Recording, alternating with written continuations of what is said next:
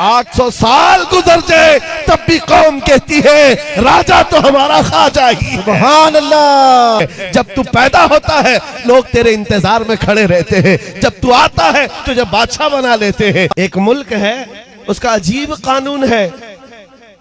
कानून क्या है? वहां के लोग जो बादशाह बनाते हैं उनका नियम अलग है, दस्तूर अलग है। कैसे? सारे मुल्क के जो उस कंट्री के लोग हैं, वो उनके जो बड़े बड़े लोग हैं वो सरहद पर जाकर खड़े हो जाते हैं उनके साल की पहली तारीख पर, और जो बंदा उनकी सरहद में सबसे पहले दाखिल होता है फजर में, उसको ताज पहना देते, उसको बादशाह बना देते।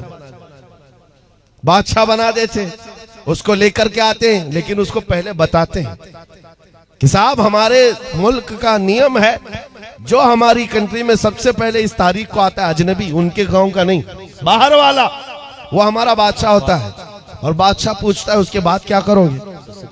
वो बताते भी हैं कि साल भर तक बादशाह बनाएंगे, बस साल भर के बाद ये तारीख जो आज हमने ताजपोशी की है, जब आएगी हम जंगल में ले जाकर दरिंदों के पास छोड़ कर आएंगे।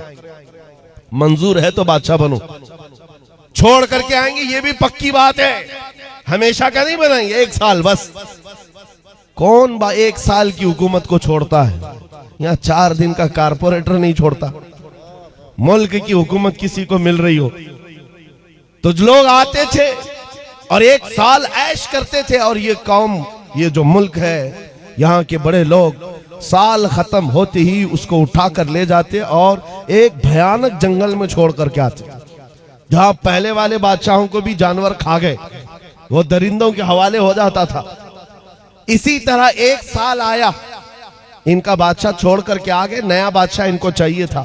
बॉर्डर पर जाकर खड़े हो गए, रात भर सरहद। सुबह जैसी हुई, देखा जो सबसे पहले दाखिल हो रहा है वो एक आलिम रब्बानी था। लोगों ने कहा आ जाइए हमारे बादशाह सलामत। उन्होंने कहा ये कैसे अचानक बादशाह, मैं नया आ रहा हूं। कहा हमारे मुल्क का ये नियम है, जो सबसे पहले इस तारीख में दाखिल होता है हम ताज पहनाते और बादशाह बनाते। तो उन्होंने कहा, पूछा फिर क्या होता है? कहा सारे इख्तियारात आपके, जैसा चलाना है मुल्क को चलाइए, फौज आपकी, पुलिस आपकी, सारा डिपार्टमेंट आपका। कहा फिर क्या होगा? कहा साल भर के बाद हम जंगल में ले जाकर छोड़ देंगे। साल खत्म होने के बाद बादशाह भी गई, मंजूर है तो आप बनिए, नहीं तो फिर दूसरे का इंतजार करेंगे। उस आलिम रब्बानी ने कहा मंजूर है, बन जाता हूं। ताज पहनाया, बादशाह बनाया और बड़े धूमधाम से उसको लाया और तख्त पर बिठाया, और सारे कर्रों पर और शान के साथ फौज भी, वजारत भी, सब बट गई। सारी चाबियां खजाने की नए बादशाह के हाथ में। लेकिन ये नया बादशाह जो आया, इसने क्या किया? सबसे पहले दूसरे ही दिन कहा सारे मेरे बड़े वजीर सामने आ जाए। जब आए तो कहा मेरी ख्वाहिश है कि मैं वो जंगल देखना चाहता हूं जहां तुम छोड़ कर आते हो। साल भर के बाद जहां छोड़ करके आते हो वो जंगल मुझे पहले दिखाओ। बादशाह की ख्वाहिश है, एहतराम करना है, जो बादशाह कहेगा उस पर अमल करना है। ले गए लोग, जा करके देखा इस बादशाह ने तो भयानक जंगल था, बहुत सख्त तरीन जंगल है, कांटे भरा हुआ जंगल, और पुराने बादशाहों की खोपड़ियां, हड्डियां पड़ी हुई हैं, दरिंदों की आवाजें आ रही। बादशाह वापस आया, आने के बाद उसने रात को बड़े बड़ी जो वजारतें थी, डिपार्टमेंट थे, उनको बुलाया और कहा मेरे महल से लेकर उस जंगल तक एक खूबसूरत रास्ता बनाओ।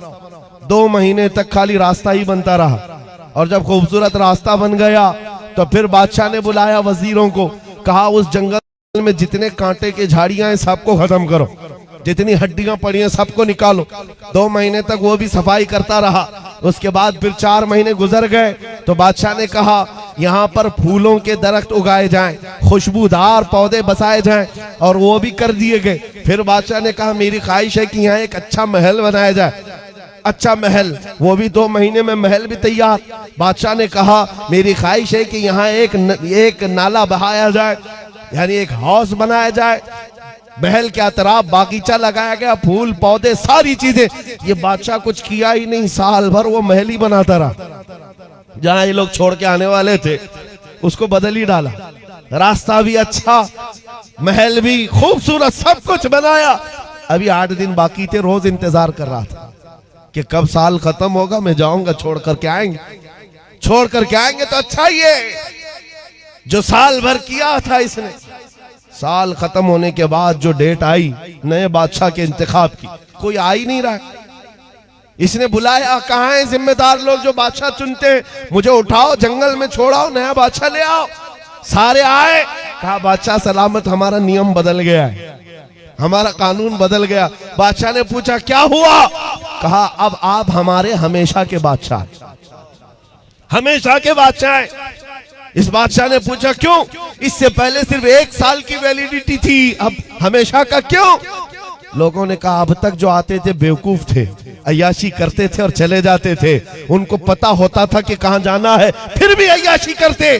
पहला अक्लमंद बादशाह हमने देखा जो इस कुर्सी पर बैठकर जहां जाना है वहां की तैयारी कर रहा था। इसलिए हमने सोचा हकीकत में वही बादशाह होता है। इस वाक़े को लिखने के बाद मौलाना जलालुद्दीन रूमी कहते हैं, ऐ नादान तू क्या समझ रहा है, ये दुनिया के अफ्रीका और अमेरिका के किसी मुल्क का किस्सा है? नहीं, ये पूरी दुनिया का कानून है। जब तू पैदा होता है लोग तेरे इंतजार में खड़े रहते हैं, जब तू आता है तुझे बादशाह बना लेते हैं, तेरे इर्द गिर्द तेरे दोस्त अहबाब बनते चले जाते हैं और तुझे बार बार बताया भी जाता है चंद दिनों के बाद तुझे कंधे पर उठाकर उस कब्रिस्तान में छोड़ दिया जाएगा जहां हड्डियां पड़ी हैं पुराने लोगों की, जहां कांटे की झाड़ियां भी हैं। ये सब चीजें सुनाई जाती हैं और उसके बाद जब तेरा इंतकाल होता है ये लोग तेरी बादशाहत खत्म करके ले जाते हैं और छोड़ आते हैं, फिर नए बच्चे का इंतजार करते हैं। मौलाना रोम फरमाते हैं लेकिन इस रूए जमीन पर कुछ अक्लमंद बादशाह ऐसे भी आते हैं जो बादशाह बनकर जीते तो हैं लेकिन जब तक कुर्सी पर बैठे होते हैं वो अपने दुरूद और सलाम से, अपने नमाज और अमाल से, अपने जिक्र अस्कार से उस बाकी जाने वाली सरजमीन को तैयार कर रहे होते हैं और तैयार इतना कर चुके होते हैं कि कौम इनके इंतकाल के बाद इनको उठाकर दफन तो करती है, 800 साल गुजर जाए तब भी कौम कहती है राजा तो हमारा ख्वाजा ही। सुभान अल्लाह, सुभान अल्लाह, मरहबा, सुभान अल्लाह। कौम कहती है कि नहीं कहती है? राजा तो हमारा अक्लमंद बादशाह जिसने जिंदगी में बैठकर इश्क़ रसूल पिलाया और आखिरत की तैयारियां की हैं, उसी को बादशाह बनाया जाता है।